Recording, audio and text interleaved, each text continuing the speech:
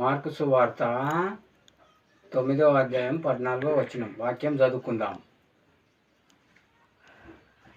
నా పేరట మీకు గిన్నెడు మంచినీళ్ళు తాగనిచ్చు వాడు అతనికి రావాల్సిన ప్రతిఫలము పోగొట్టుకోడు అని మీతో నిశ్చయంగా చెప్తున్నాను. నేను ఇక్కడ యేసుప్రభు ఎవరైనాను నా నామమున గిన్నెడు మంచినీళ్ళు ఇస్తారో వాళ్ళకు రావాల్సిన ప్రతిఫలము పోగొట్టుకోరు, వాళ్ళకు నేను ఇస్తా అని చెప్తున్నాడు.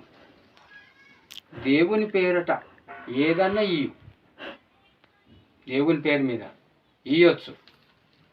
కాబట్టి మనం ఇచ్చేవారుగానే ఉండాలి కానీ పుచ్చుకునేవారిగా ఉండొద్దు. ఎందుకంటే దేవునికి ఇచ్చి దరిద్రులైన వారు ఎవరు లేరు, ధనవంతులైనట్టే చూస్తాం. కాబట్టి బైబిల్లో లేఖనాలలో చూస్తే కూడా బీద విధవరాలు తమకు ఉన్న 2 కాసులు మొత్తం ధనవంతుల కన్నా ఇచ్చినట్లు యేసుప్రభు చెప్తాడు.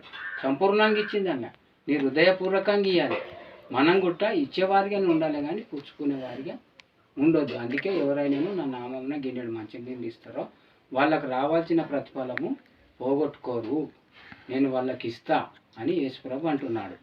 కాబట్టి ఇచ్చేవారిగానే మనం ఉండాలి. కాబట్టి దేవుని సేవ నిమిత్తమైన దేవుని సేవ విస్తరించుటకు ఇవ్వచ్చు, దేవుని మందిర నిమిత్తం ఇవ్వచ్చు, దేవుని మీటింగ్ నిమిత్తం కూడా ఇవ్వచ్చు. యేసుప్రభు పేరు మీద ఏదైనా దానధర్మం చేయొచ్చు. సంపూర్ణంగా ఇవ్వాలి, నీ హృదయపూర్వకంగా ఇవ్వాలి.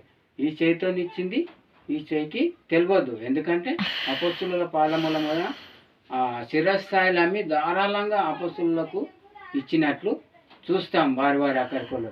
కాబట్టి మనం ఇచ్చేవారిగానే ఉండాలి, పుచ్చుకునే వారిగా ఉండొద్దు. కాబట్టి దేవునికి ఇచ్చి దరిద్రులు అయిన వారు ఎవరు లేరు ప్రియులారా.